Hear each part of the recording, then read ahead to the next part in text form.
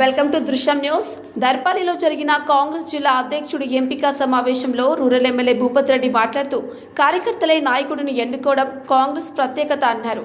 నిజామాబాద్కు agriculture కళాశాల కేటాయించినందుకు CM Revanth Reddy, PCC అధ్యక్షుడు మహేష్ కుమార్ గౌడ్లకు కృతజ్ఞతలు తెలిపారు. ఏఐసీసీ పరిశీలకుడు రిజ్వాన్ అర్షద్ మాట్లాడుతూ 5 సంవత్సరాలుగా పార్టీకి సేవలందించిన కార్యకర్తకే అధ్యక్ష పదవి ఇస్తామని తెలిపారు. గ్రామాల వారీగా అభిప్రాయాలు సేకరించి ఏఐసీసీకి పంపనున్నట్లు చెప్పారు. బీసీ రిజర్వేషన్లకు కాంగ్రెస్ మద్దతు ఉంటుందని, బంద్కి సంపూర్ణ మద్దతు ఇస్తోందని భూపత్ రెడ్డి స్పష్టం చేశారు. రేపటి నుండి తర్వాత జిల్లా కార్యవర్గం వేసుకుంటాం, తర్వాత మండల కార్యవర్గం వేసుకుంటాం, తర్వాత గ్రామస్థాయిలో కూడా మనము అందరినీ కూడా ప్రజలలో ఉండే వ్యక్తులను, గ్రామస్తులు ఎన్నుకున్నటువంటి వ్యక్తులనే మనం అక్కడ పార్టీలో పెట్టుకుంటాం. మీకు అందరూ కూడా తెలుసు, మనము అంటే మీటింగ్లు కొంచెం ఎక్కువైనాయి. మొన్ననే ఒక మీటింగ్ పెట్టుకున్నాం, మనం నోటిఫికేషన్ వచ్చింది.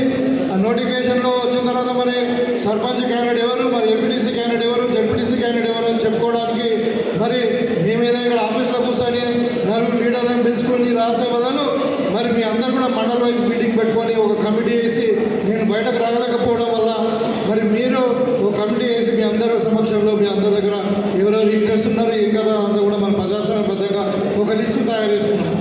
అట్లనే ఇప్పుడు అది పెండింగ్ ఉంది లిస్ట్, ఎందుకంటే ఎన్నికలు పోస్ట్పోండే కాబట్టి. అంటే మనం పనిచేసే విధానాన్ని మీకు చెప్పదలుచుకున్నాం. మనం ఒక ప్రజాస్వామ్యబద్ధంగా ప్రతి కార్యకర్త యొక్క వాయిస్ వల్ల మరి ఇక్కడ దర్పల్లిలో చెప్పిన వాయిస్ ఏఐసీసీకి రీచ్ అవుతున్నదంటే మరి అంతకంటే గొప్ప పార్టీ ఇంకేం ఉండదు ఇవాళ.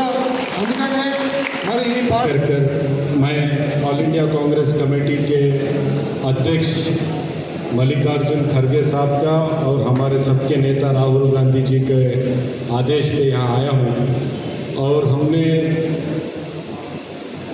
उनका ये आदेश था कि आप निज़ामाबाद में 7-8 दिन रुककर हर ब्लॉक में विज़िट कर ब्लॉक लेवल के कार्यकर्ताओं को, नेताओं को मिलकर पार्टी के संगठन के बारे में और उनका जो ओपिनियन है कि किसको संगठन को चलाना चाहिए, कैसे मजबूत करना चाहिए, ये सब आपकी राय लेकर दिल्ली तक पहुंचाइए। तो तकरीबन पिछले 6 दिन से मैं यहाँ पे निज़ामाबाद में हूँ और ये तकरीबन 10वीं ब्लॉक की हमारी मीटिंग है, 10वां ब्लॉक है ये। यहाँ सबको हम मिल रहे हैं, आपको भी मिलने आए हैं। हमारा मकसद पार्टी को मजबूत करना है। पार्टी कमज़ोर होगा, कांग्रेस मजबूत रहेगी तो आम आदमी की आवाज़, किसानों की आवाज़, नौजवानों की आवाज़, गरीबों की आवाज़, दलितों की आवाज़, पिछड़े लोगों की आवाज़, माइनॉरिटीज़ की जो कोई अगर पार्टी है तो वो कांग्रेस पार्टी है। अगर बीजेपी मजबूत होती है तो बीजेपी पूंजीपतियों की, पैसे वालों की, समाज में जो ऊपर का हिस्सा होता है उनकी पार्टी है। अदानी और अंबानी की पार्टी है, आम आदमी की पार्टी नहीं है, किसानों की पार्टी नहीं है, गरीबों की पार्टी नहीं है। अभी आपके एमएलए साहब ने कहा होगा कि कर्नाटक तेलंगाना की हुकूमत ने आपको एक नई एग्रीकल्चर कॉलेज आपको एक गिफ्ट किया है। कांग्रेस पार्टी की जब भी हुकूमत आती है, किसानों के लिए, नौजवानों के लिए, आम आदमी के लिए हम काम करते हैं। तो देश को बचाने के लिए రాహుల్ గాంధీ గారి సూచనల మేరకు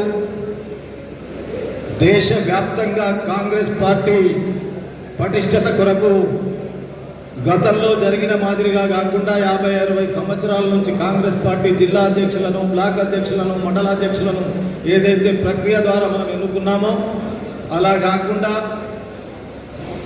ఇక్కడ సామాన్య కార్యకర్త నుంచి మండల కాంగ్రెస్ పార్టీ అధ్యక్షులు, గ్రామ శాఖ అధ్యక్షులు, బ్లాక్ అధ్యక్షులు వాళ్ళ యొక్క అభిప్రాయం మేరకు జిల్లా కాంగ్రెస్ కమిటీ అధ్యక్షుడిని ఎన్నిక ప్రక్రియ తెలంగాణ రాష్ట్రంలోని 31 జిల్లాల్లో జరుగుతున్నటువంటి సందర్భం లోపల మన నిజామాబాద్ జిల్లాలోని 10 మండలాలు, 1 బాన్స్వాడ నియోజకవర్గంలోని 1 బ్లాక్, 11 బ్లాక్లకు మీ అభిప్రాయాలను సేకరించడానికి విచ్చేసినటువంటి గౌరవనీయులు రిజ్వాన్ భాయ్ గారికి వారి ఆదేశం, పార్టీ ఆదేశం, ఎవరి ఒత్తిడి కాదు, ఎవరి మీద ఇప్పుడు అధ్యక్షుల వారు ఎంతమంది రేపు మాకు జిల్లా కాంగ్రెస్ కమిటీ అధ్యక్షుడిగా ఎన్నుకోండి అనేటువంటి మాట మీకు చెప్పిన తర్వాత మీ అభిప్రాయాలను ఆయన తీసుకొని నేరుగా ఢిల్లీకి తీసుకెళ్ళి జిల్లా కాంగ్రెస్ అధ్యక్షుడిని ఎన్నిక జరుగుతుందనేటువంటి సాంప్రదాయం ఏదైతే ఉందో, ఎందుకంటే ఇవాళటి వరకు మన మోహన్ రెడ్డి గారు అధ్యక్షులా ఉన్నారు.